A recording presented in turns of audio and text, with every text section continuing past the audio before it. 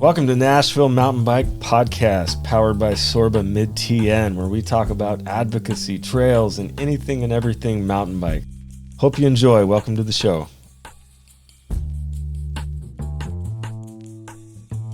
All right. Hey, Charlie. Good morning. What's going on, man? Hey, Matt. How are you doing today? I'm doing good. So in the studio today, we've got Charlie Weingartner. Charlie is our beloved advocacy officer for the SORBA organization. So, Charlie, welcome to the studio, man. Yeah, thanks. I'm excited to be here. You're wearing a hat, so I thought this was funny. I was putting my hat on this morning, and my daughter called me a hatfish, and I'd never heard that before. I've never heard of that either. Please enlighten me. So apparently a hatfish is a guy that wears a hat. And this is weird. My daughter called me a hatfish, but it's for guys that are like moderately attractive, and then they take their hat off and then they're bald. You're hatfishing them. So she makes fun of me for losing my hair. And anyway, we're all hatfishing it this morning. I thought you'd like that. It's pretty good. I gotta say, I'll jump in. You got nice hair. I got pretty good hair. Right. I just regularly wear a hat. It prevents me from having to do my hair. Right on. But yeah. All right. So you just got back from Colorado, man. Did you get to get outside much while you were up there? Yeah, it was. I had a great time. It was a more of a hiking trip than a biking trip, but still got out, did some good miles. You know, enjoyed being up at elevation and ready to be back in Middle Tennessee, and hopefully increased white blood cells means I can go and get like a PR or KOM today or something. That's right, right. Go to the Greenway and wear it out, man. Well, cool. Let's talk a little bit about advocacy and what that means. So I was thinking about it this week, obviously, in preparation for our talk here. But let me start the conversation by asking you, in the most simplest terms, what does advocacy mean when it comes to cycling? Yeah, doing it. That's basically it for me is just doing it, getting out, being visible, talking about it, and just being a participant in the community in whatever way that you can.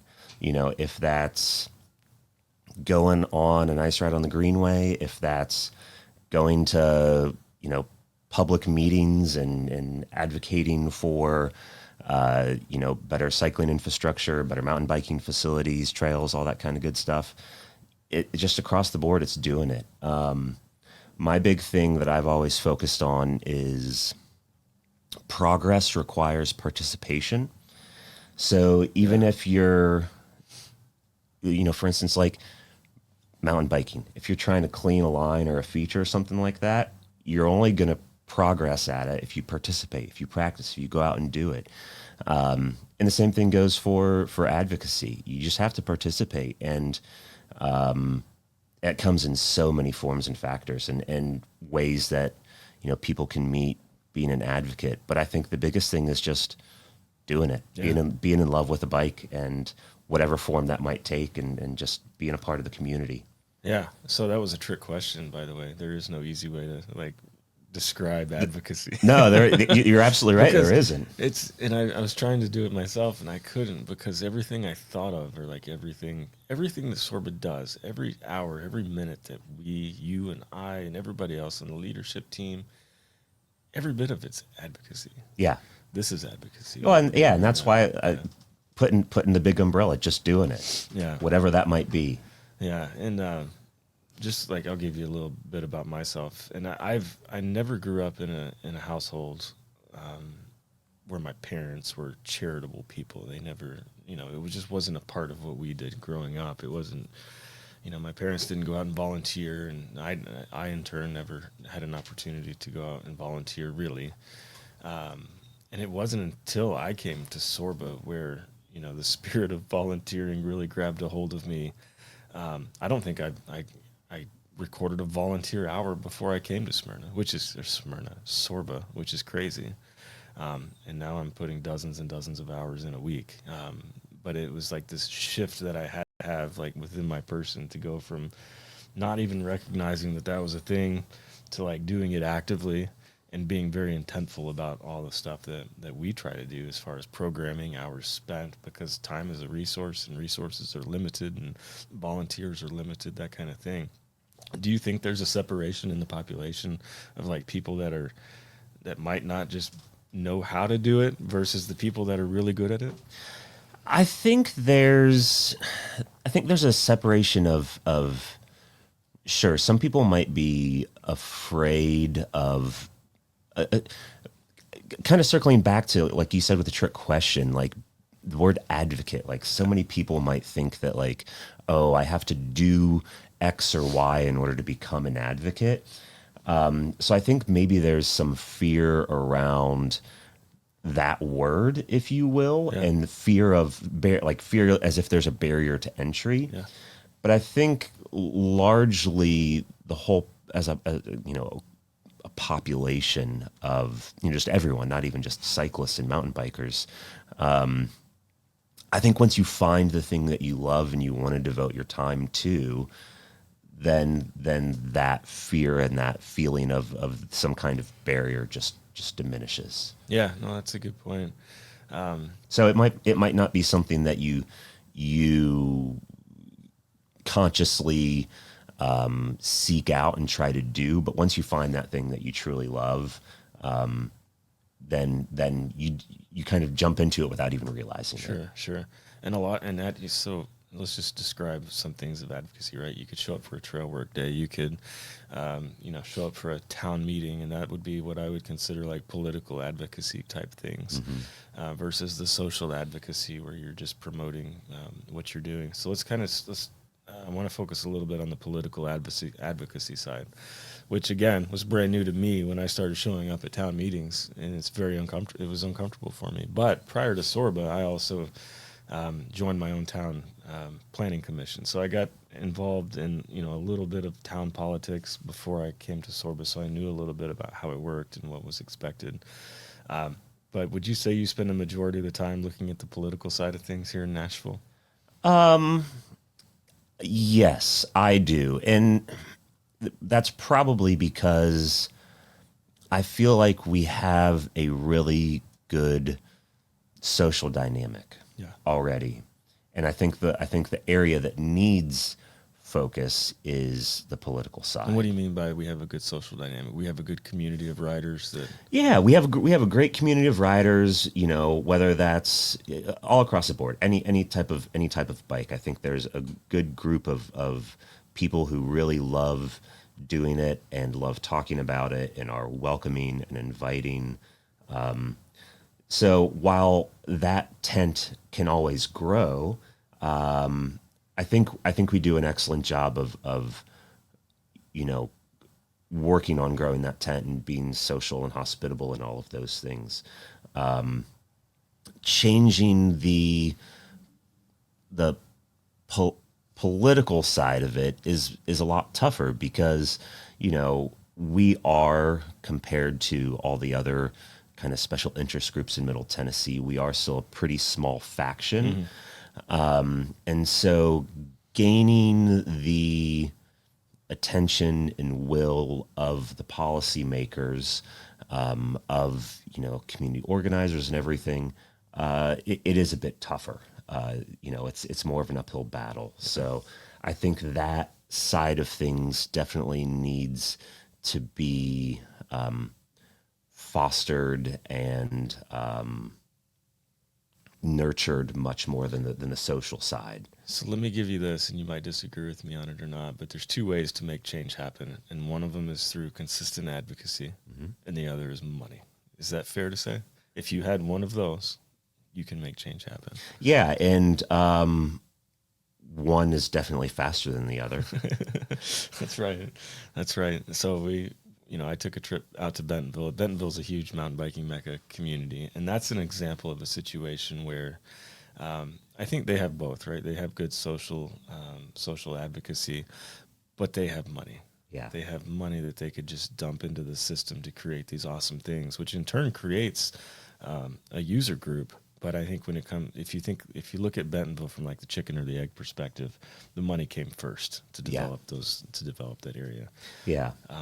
Knoxville is similar. I would put Knoxville close to Nashville on if you look back 10 years ago in a mountain biking perspective, and then the money came, and then they were able to transform their community, but the money was first, and then their community blossomed after that. So I think money is super important, but that's not to say that you should stop the social advocacy and the political advocacy at any time, because it's so critically important, and without doing it, nothing can change.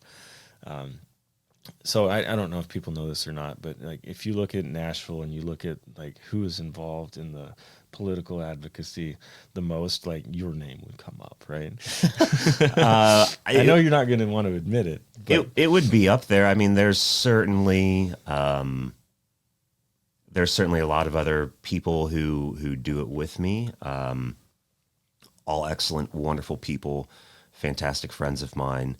But yeah, I'm one of the rabble rousers and the nuisances and all that kind of good stuff. So you also run outside of SORBA. You run Middle Tennessee Cycling, which is I would describe it as an advocacy information kind of group. Is that fair to say? How would you describe the mission of that Yeah, so that's right. It's middletennesseecycling.com. It's basically it's advocacy information, resources, anything that I can do to lower the barrier of entry for people who just want to go out on a bike ride, no matter what type of bike ride it is. Yeah. I am going to be kind of over the summer months switching. Middle Tennessee Cycling is going to change to cycling.city. Just something to look out for. Just because if the goals and ideas that I have planned for that, if they continue to work and prosper, I would like to expand them beyond Middle Tennessee. Yeah. And so, the name change and a little bit of the rebranding is kind of necessary to stage that. But yeah, that goal and that effort is always going to be one of the most important things that I do. Yeah, and you were, I'll be honest, you were one of the first people that reached out to Sean and I when Sean and I took over for SORBA last year. You were on it, man. I don't know how you heard about it, but like within a week, you were like, let's get an interview done. Yeah. And that's when we first had an opportunity to meet. And I do appreciate that from the perspective of you're not only focusing on just like Greenway access in Metro Nashville, but you had the thought to be like, okay, all biking is inclusive, all biking matters. And I know that sounds silly, but as cyclists, we really should advocate for all types of cycling if we think it's that important, right? Yeah, of course. And so I grew up, a little bit about me, I grew up primarily mountain biking. Yeah. That was my first love. I frankly don't do it as much anymore as I wish that I did. But yeah, all bikes to me are just awesome. They all bring in some form the same level of like joy and fun that you experience, like that moment when you get your training wheels taken off as a kid and you finally just are like able to roll down the block and just experience like that sense of freedom. Yeah. Whether that's mountain biking, whether that's road cycling, whether that's BMX, cyclocross, even just renting a dockless e-bike or a docked B-cycle downtown and just riding around and exploring. It's just like, it's all amazing. It's all so much fun. Yeah, we do it for the joy of it, right? And I wouldn't be here if I didn't get joy from it, and likewise. So let's talk about Nashville, man. Like, what are some of the most frustrating things that are happening right now? What are you working? What do you got your eyes on? What? Yeah, so Nashville in general it's tough. I mean, the biggest thing, to kind of circle back, we were talking about, social advocacy and political advocacy and kind of Nashville, I think, as a cycling city socially is excellent. Lots of extraordinary people, wonderful friends, great group rides, so on and so forth. I could talk about that for hours. But they kind of, so the social and political obviously go hand in hand. The political will for things to change, changes when there's enough social movement behind something. So while a lot of what we focus on is on the political and being advocates there, that's just a representation of saying, hey, this social will exists. And so kind of continuing to build the political awareness of people who are out biking and advocating for cycling, all modes is the toughest challenge. You know, the director of Nashville Transportation, NDOT, regularly reminds us that 90% of all trips are taken in Nashville are taken in single occupancy vehicles. But is that abnormal to any other major city? Medium-sized city? I wouldn't think so. No, it's not. But what they will regularly do is say, so they're framing all of their decisions under that lens, rather than making as progressive decisions that myself and others would like to see to reduce that as much as possible, to find ulterior modes of transportation, improve micromobility, all that kind of stuff. East Bank comes to mind. East Bank comes to mind, yeah. East Bank is a big one right now. We can get into East Bank if you want. I think just in general, what I see about East Bank is, and you can correct me if I'm wrong, but it's a blank slate opportunity for the city to do something really cool. Yeah.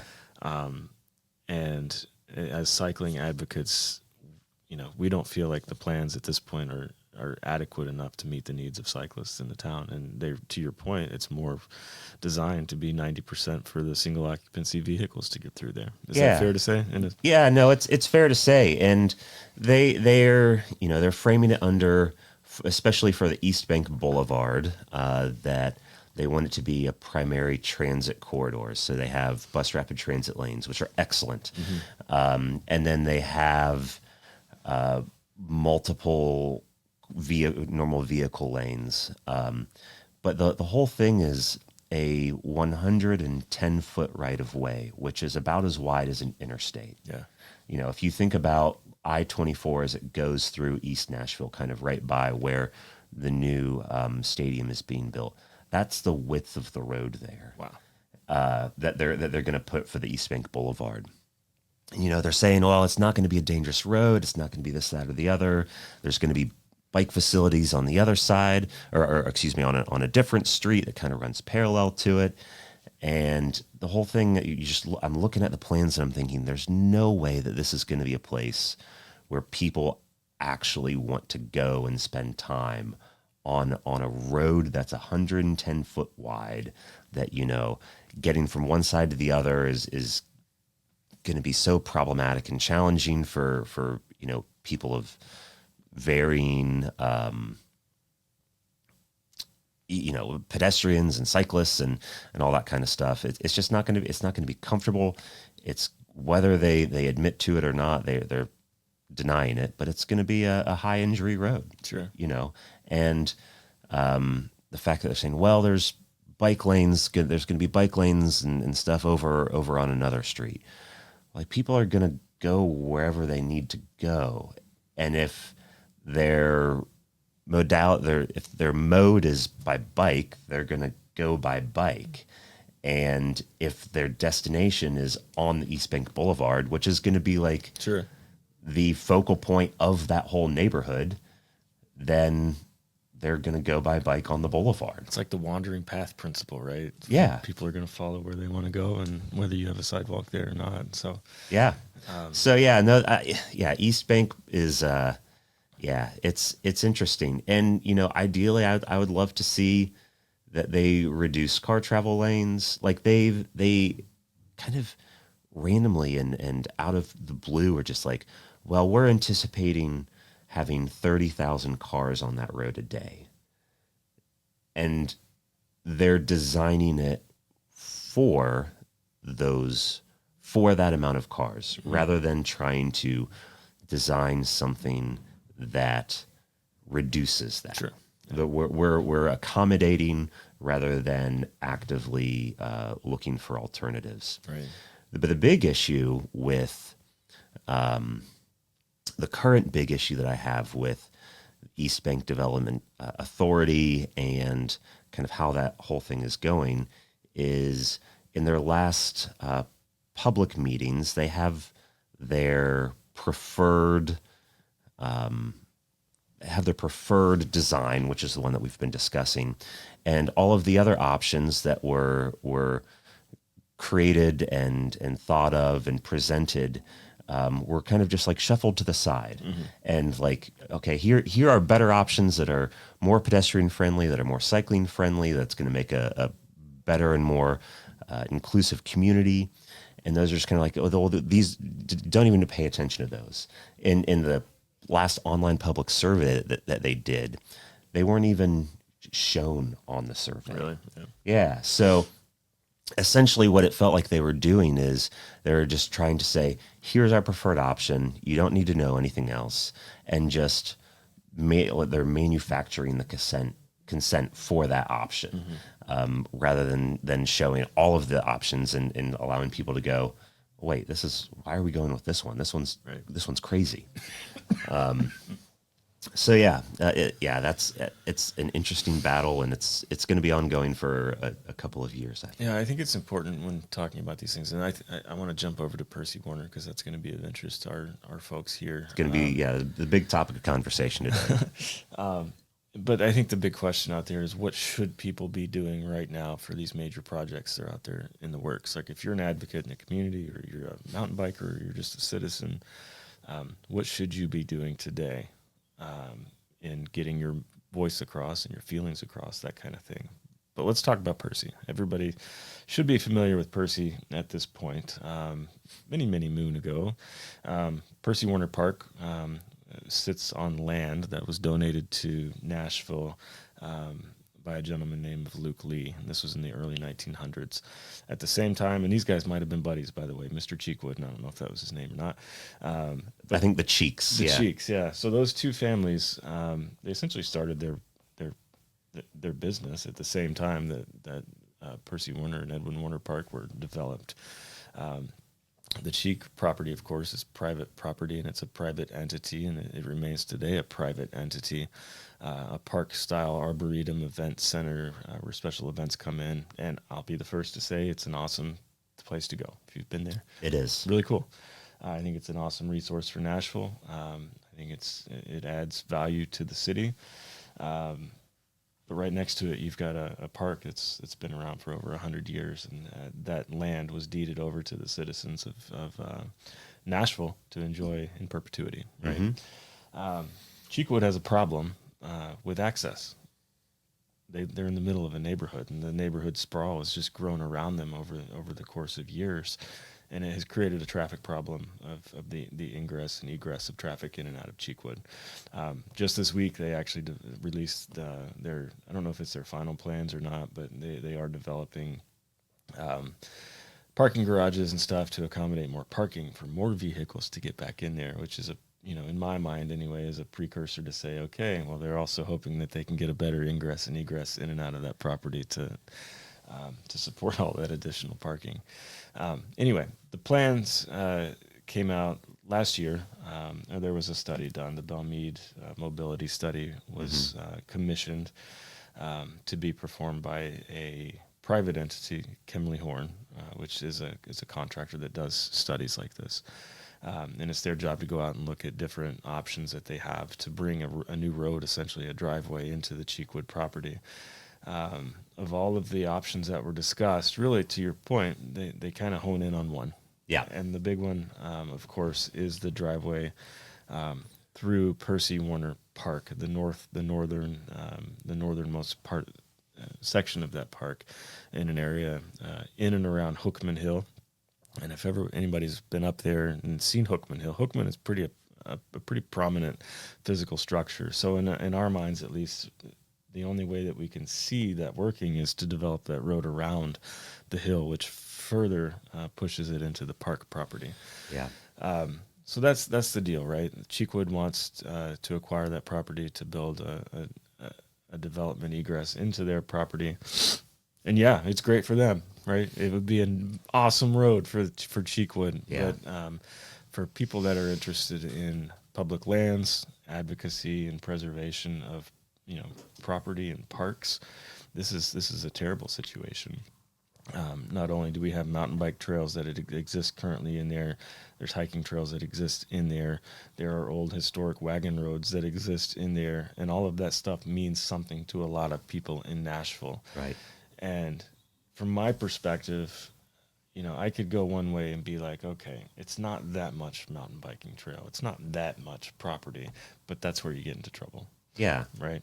You start chipping away at something, and then 100 more years down the road, it's become okay to allow that to happen. And that's, you got to put your foot down and draw the line in the sand to say, no, we can't allow this to happen.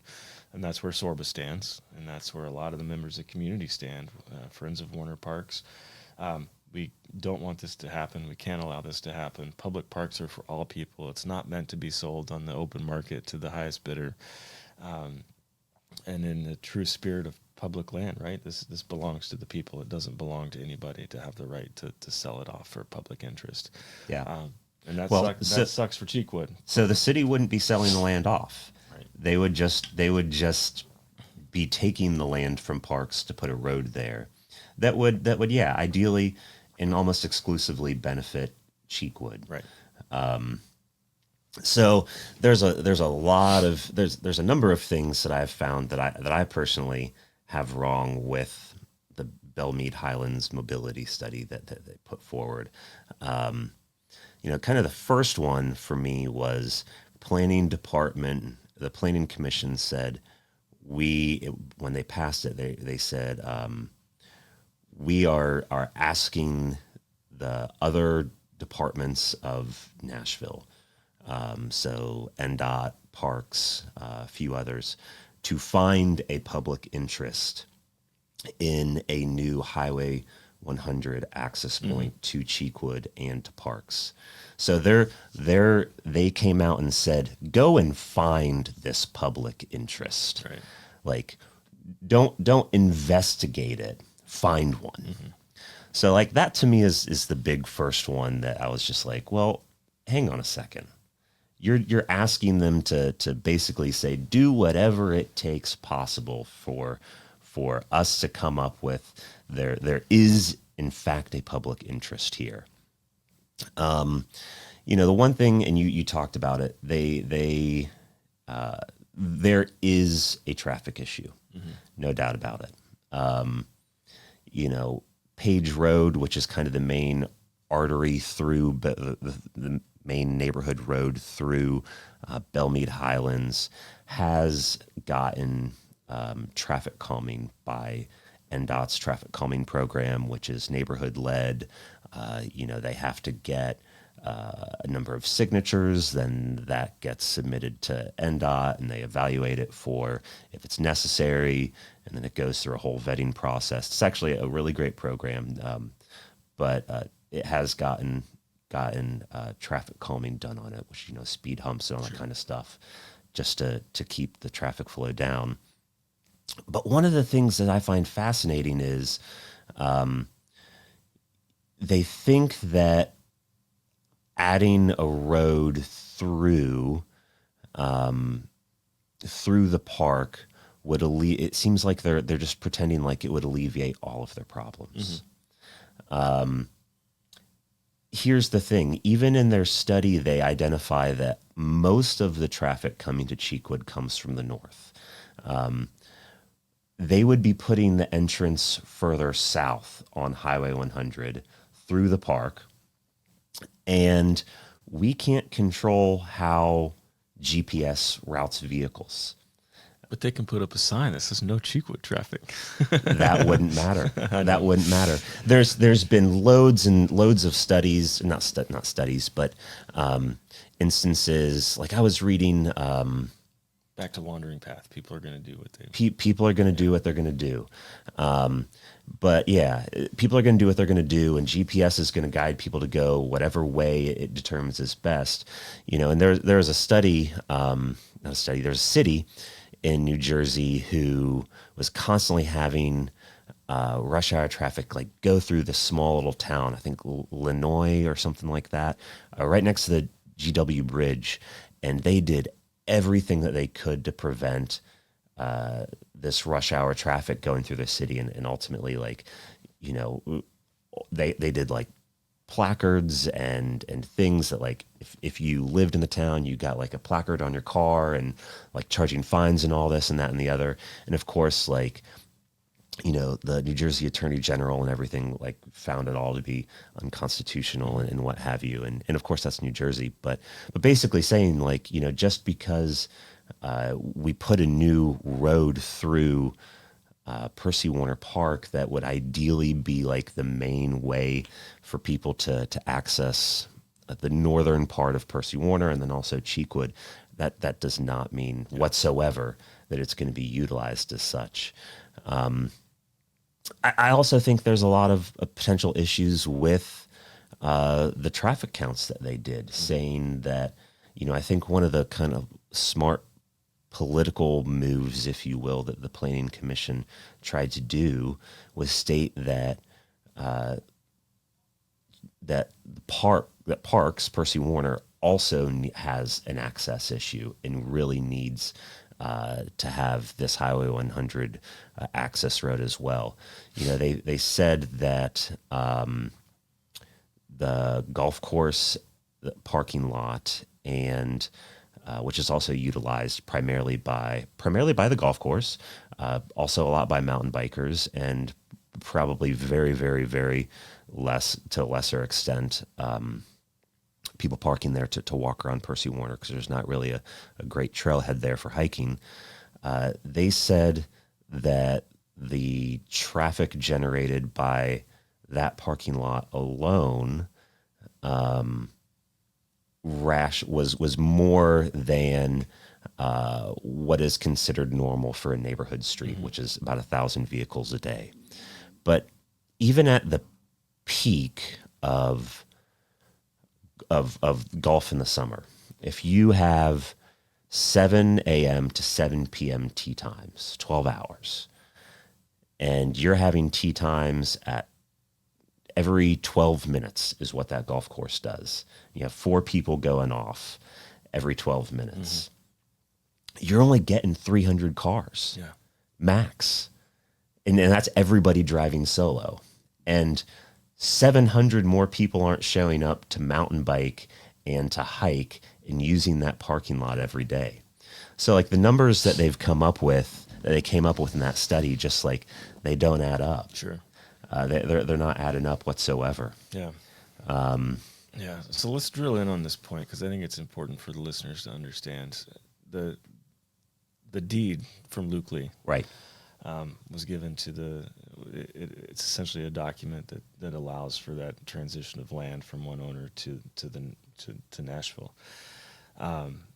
What the proponents of this road are trying to do, and to be clear, they're trying to find a need within the park system that's going to benefit the park system. Right. And I asked this question before: has the park system ever gone out and said that they have a problem with traffic? Have they ever said that they want a road through their park to solve a problem? And the answer is no. Yeah, exactly. So in all of their plan to play, which is kind of like the park's master plan, they've never identified this issue. Right. And I know that this will probably be coming out post this, but actually in the next month, they're going to be doing a lot of public engagement and outreach, community meetings, as they try to recreate their next version of the plan to play. But yeah, they've never identified that another access point through the current park configuration was needed. Yeah. And this is, I would say, outside of, Centennial Park downtown, because it has the Parthenon. Percy Warner Park is the crown jewel of Nashville parks. Yeah. So that they're constantly focusing in on the needs and ways to keep Percy Warner as wonderful as a park and beneficial for everybody as possible. Yeah. if the proponents can prove a need that benefits the park, however, that that clears the legality issues for them to move forward on something like this. Is that fair to say? Or at least the legal deed requirements. You know, if they can prove that Nashville Parks has a need to do this, then that essentially gives them permission from a deed perspective to move forward. And that's the big key that we're trying to fight against. And again, in conversations with parks, they've never gone out and said that they have an issue, or there's never been an identified problem, and that's key. And it will be key this fall when after the NDOT gets done, doing the feasibility study on this Belmead mobility study, which again comes back for consideration to the group. So yeah. I still have more concerns. We can keep going. Oh, knock them out, man. There's a lot. So this is what. So speaking of parking, and let's touch on parking real quick.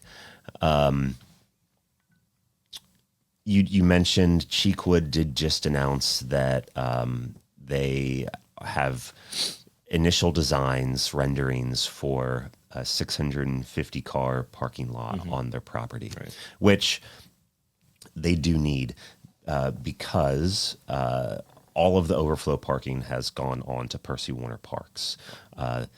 They've had MOUs to allow overflow parking for Cheekwood since 1981. And an MOU is a memorandum of understanding, so it's a quasi-legal agreement between Cheekwood and Parks to allow that to happen. To allow it to happen, yeah. But it's been going on since 1981, a long time. So yeah, a kind of a quick highlight of parking. And then, so fast forward 2022, Cheekwood actually came up with a plan to shift parking, another parking garage. I don't know how big it varies from the one that they just, the renderings and ideas that they just released. But in 2022, they said, hey, here's a parking plan. And basically people in the neighborhood shut it down because they were worried about construction. They were worried about noise, this, that, and the other. Then 2023, the previous mayor, Cooper, he's the one who kind of commissioned the planning commission to come up with the Belmead Highlands mobility study. So this is all coming out of that. So ironically, the neighborhood shot down a parking garage 3 years ago, but it's going to happen. It's inevitable. Because one of the goals of the mobility study is to get Cheekwood to a place where they're not relying on that MOU. Mm-hmm. But the other thing that a lot of everyone, not everyone, a lot of the people who support Cheekwood, and again, definitely support Cheekwood. It's a great cultural institute. But one of the things that they are underscoring is the importance of the front entrance. We have to put whatever new access or whatever we give to Cheekwood, it has to go through this historic front entrance. And so if we've identified, and there's other things that we can discuss, that this road really basically strictly only benefits Cheekwood. It's really not going to do much for the parks other than taking parkland. Mm-hmm. We're taking part of parks land to put this entrance just so that people can have that experience of going through the front gates. From a marketing perspective and a branding perspective, I don't disagree. For sure. Yeah. For sure. What do you look at when you roll up to Disneyland, man? It's like, it's big and beautiful, and you get you excited, and I understand that. Yeah. But it's just wild to me that it's like, this is the one thing we're preserving the experience of going through the front gates at the expense of not preserving parkland. Bingo, yeah. When they actually do have a back entrance that's used for large buses and other things. At the moment, it's open, it's functioning, it's operational. I do feel for everybody in tied in this whole debacle. But that back entrance, it does go by, I believe, 6 private homes on that road. But it's 6 homes, 6 property lines and that's included on both sides of the road, away from Highway 100. Sure. Whereas, Page Road, which is where most people are currently going down, because that is where GPS directs people to go to the front entrance. There's probably 100 or so homes that easily have to go by there. Yeah. So yeah. So let's try to describe a little bit the mechanics of how this happens. So we have the city council in Nashville. We have the mayor, and underneath the mayor we have city council. Mm-hmm. And underneath that city council you have commissions, right? And the planning commission is one of those, right. Just one of those. The parks commission is another one, right? Correct. It was tasked upon the planning commission to commission this study, this Belmead mobility study. Technical analysis is what they called it, and they actually changed their bylaws to allow these specific types of technical analyses for this first Belmead Highlands. So you're telling me this has never been done before? Never been done before. How did it, or do you know how it would have been done in the past? Would it have been done at the town, at the city level? No, it probably would have.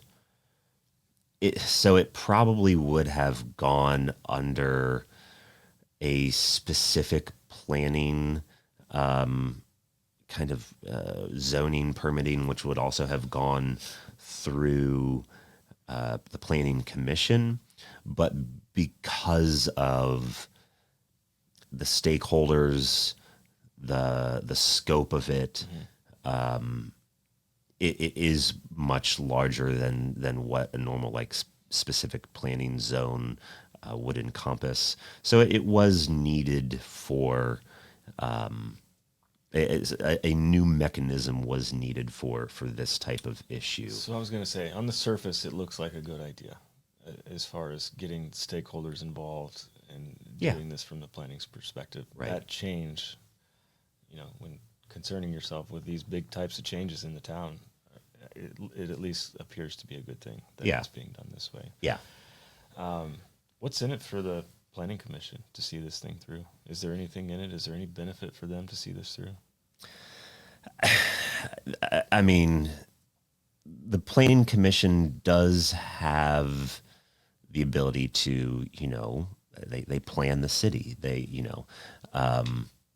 make suggestions and things like that will benefit the community writ large. Now, whether they specifically gain any benefit from this, I would just say probably they are not dealing with the annoyance of people being, people who lives in the Belmead Highland being upset with, how busy their neighborhood streets are and how busy, overflow parking is on Warner and all that kind of stuff. So, so we've talked a little bit about the structure. Let's talk about the process and how this thing is kind of worked through. So the planning commission commissioned this technical analysis that I had mentioned was done by Kimley Horn and Associates. Mm-hmm. That's done. They did do community meetings. SORBA was active and participated in all of those and tried to give our opinions along that process. But once it was done, that analysis was presented back to the Planning Commission, and then it was actually presented to the Parks Commission. I believe it was back in January or February of this year. Mm-hmm. At that point, they essentially handed it over to NDOT, and NDOT is Nashville Department of Transportation, if we haven't said that yet. And it essentially moved into a feasibility study where NDOT's going to look at the roads. They're going to look at, can we physically do this without any influence, on why a private entity would be wanting to take over parkland. They're not looking at any of that. They're looking at simply the feasibility of putting a road in. Is that fair to say? Yeah, that's fair to say. And and I've not been able to determine whom, but we departments and NDOT has to use and rely on consultants a lot, just because the department doesn't have the manpower to do all of these technical studies. They have, I would say, they have a good expertise on it, but they don't have the manpower to do all these themselves. So about a month now, they've hired another consulting company to do the feasibility of access points, Highway 100 access points, basically. Yeah. Yeah. And so that will go throughout the summer. I would say probably late summer, early fall, that consultant will take their findings to NDOT. NDOT will then take their findings to parks and probably water, Nashville Water Department, and then Metro Water Department, and then also probably Cheekwood. And what will likely happen, and this is going to be kind of another instance, I think, of manufacturing consent. They're going to come up with, of the feasibilities that they determine, they're going to come up with the preferred one. And then in that like larger stakeholder meeting, or the key stakeholder meetings, if you will, and then they're going to take their preferred study to, or the preferred feasibility to public outreach. So we may not even get to see the alternatives, except for whatever the one that the key stakeholders collectively decide needs public feedback. So that's one of my concerns, and one of the things that I'm going to work on over the next couple of months is saying like, hey, no, we need to, the public needs to see all feasible options that are come up with. Yeah. No, great point. So I've heard a couple of times just within the past. It's been quiet. It's been quiet, and I call it the lull period right now. Yeah. While NDOT's doing this feasibility study, there's not much that we can be doing, or from a strategy perspective of the community. Not so sure that right now is a great time to be going out and doing anything, because we kind of need to save our energy and save our resources for when it's going to be important in the fall when this feasibility study comes out. That's my opinion anyway. I feel like if we do things now, we kind of spend all of our ammo, and then when it comes time where that ammo is needed, we're not going to have a whole lot to do. So we were pretty busy with this in the spring, or in the late winter, January, February, March, attending the meetings, speaking in the meetings. NICA even had a robust group of athletes that would come out and speak at BPAC, which was really cool. They spoke at the Parks and Rec commissions, which was awesome, which is a terribly difficult meeting to get to on a weekday at noon. But talk a little bit about what you think we should be doing, from here on out, or maybe in the fall when this comes and gets to the next step.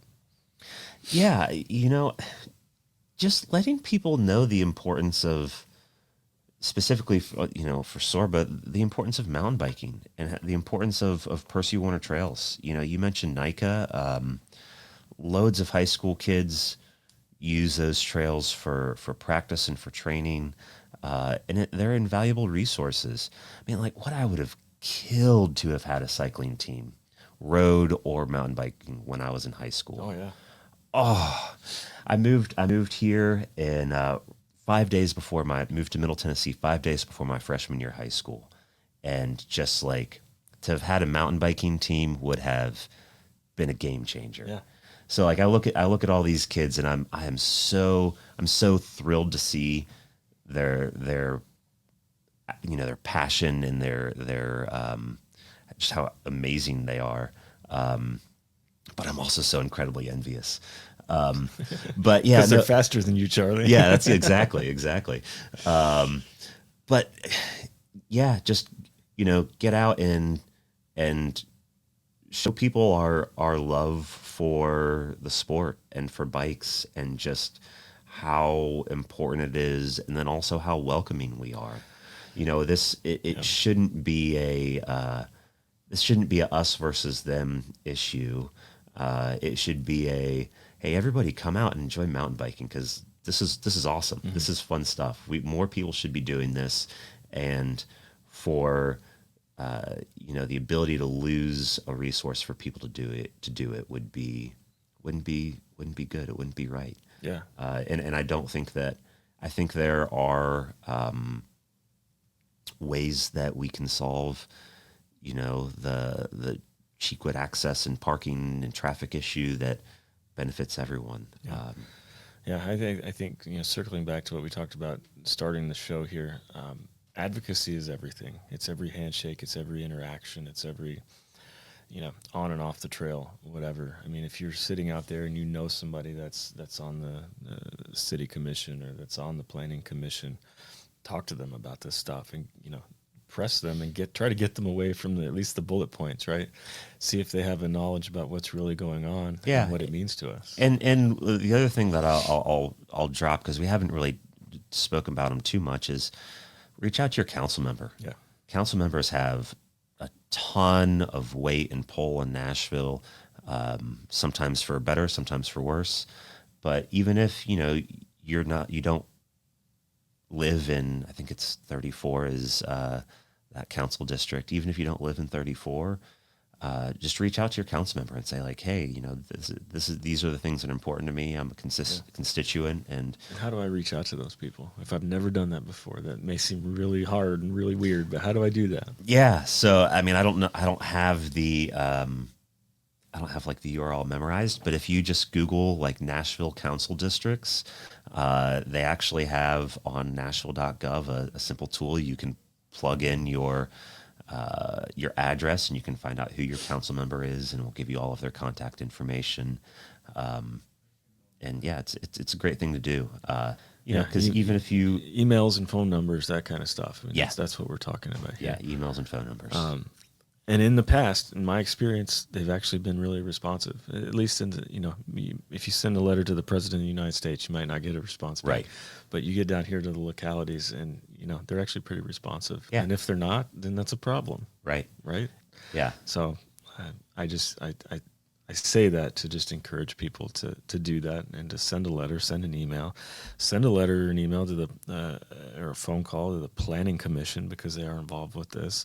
Call Parks and Recreation. All this is public information, and all their contact is out there. So yeah, no, absolutely. Just talk to people. Share your love for biking. Go on a bike ride. Yeah. Organize a bunch of, get a handful of friends together and go ride Hookman or all the other Percy Warner trails, or even if you can't get to Percy Warner, even down here we're in Murfreesboro. I just listened to the podcast about Barfield. Oh yeah, I wanted to go ride Barfield today, but I actually have a lunch meeting for some more advocacy stuff. You couldn't ride it anyway. The rocks are too slick. The rocks have been wet at Barfield for 6 weeks now, and I don't think a tire has set foot in there, which is super frustrating. Oh yeah. So, but nonetheless, go ride your bike anywhere. It doesn't matter. Right. It doesn't matter where. That's right. So talk about, you and I have had discussions from the perspective of SORBA and advocacy and what we plan on doing this fall. You want to talk a little bit about what we've got in store? Yeah, so I think we are going to do a bit of an advocacy tour. I think this is what you're alluding to. Yeah. We are actually going to go and try to, give a quick presentation about what SORBA, who SORBA is, what we do, the type of work we do, why we matter in the community, why mountain biking matters to communities, we would give those little presentations to kind of, I think initially all of the Parks and Rec board meetings, Nashville, Smyrna, Murfreesboro, Hendersonville, just kind of, Middle Tennessee, the surrounding areas, anywhere that has a Parks and Rec team, and let them know that we are involved. We want to continue building those relationships, and just making mountain biking accessible for everybody. Yeah, and if you're asking yourself, why would we do that? Well, we would do that because all of those towns are essentially our land managers that grant us access to the properties in which we enjoy.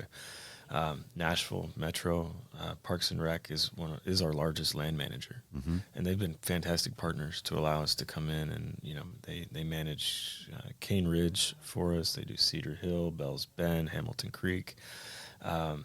They've allowed us access to go in there. They've allowed us to go in there and trail build. They've allowed us to go into Cedar Hill with contractors and heavy equipment to do some really cool stuff and build jumps. And, to get to that point, it takes a long time to get from that first trail, Hamilton Creek or Montgomery Bell, whichever one came first, to where we are today. I just commend all the work that's gone into building that relationship, and how can we mirror that with all the other municipalities around Nashville? And it's a mixed gamut, right? You've got some places, my hometown, Smyrna, they've they've made an honest attempt recently to build a mountain bike trail, which Yeah. is awesome. And they've Yeah. taken it upon themselves. You've got other municipalities that have full-time employees that do trail work. How cool is that if they all decided to do that? Yep. You have some municipalities that have nothing. Yeah. They don't know what mountain biking is, and those are the ones that we want to get in there and really, have a voice, talk about what's going on in the other places around town, talk about the good things that can happen, the dollars that mountain bikers bring to the community. It's pretty significant. We talked a lot about this in the SORBA meeting in Pisgah, and the study out of Chattanooga just a few years ago, post-COVID, talking about revenue to municipalities for cycling. Every individual mountain biker essentially brought in between $500 to $600 per mountain biker to that community per annum, which is a big deal. Yeah. If you've got hundreds or thousands of mountain bikers that are drawn to your community, it's a no-brainer. Adds up. It adds up. So we're looking forward to doing that. Stay tuned for stuff on Percy Warner Park. We are going to ramp up our activities commensurate with what NDOT timeline is. Charlie, you had mentioned, the Parks and Recreation meeting is so hard to get to. This summer might be a great time to do it since the kids are out of school. Meetings are typically, I think it's maybe Tuesdays at like noon. So it's super hard to get to if you have a full-time job, but at least the kids are out. And you talked about these critical mass rides, which I think is a great idea. Getting a bunch of people together, going on a ride and showing up at the meetings with all of our bikes, and not to be a nuisance, but to be a presence. Yeah, absolutely. And that might be, that might coincide with when we give our presentation with National Parks. We kind of got to put the pen to paper on that one. But yeah, show up and say like, hey, this is who we are. This is what we do. This is why, we are a great resource for the community as coupled with, as you're talking about parks, like we can't do this all on our own without the agreements and land management agreements. None of us would be able to be here. So, we all have to help each other out and keep riding. Advocacy is everything, and it takes everybody. So to sum it up, right? Yeah, exactly. Well, Charlie, I appreciate you coming on today, man. Let's do this again, maybe in the fall sometime, and to kind of do a catch up and a wrap up of how things are going. Cool. I'm available. I'd love it. All right. Talk later. Thanks. Thanks for listening to the Nashville Mountain Bike Podcast, powered by SORBA Mid-TN. To learn more, visit sorbamidtn.org and follow us on the socials for the most up-to-date information. As always, like, follow, share, and give us a 5-star review if you enjoyed listening today. Thanks for being a part. See you on the trails.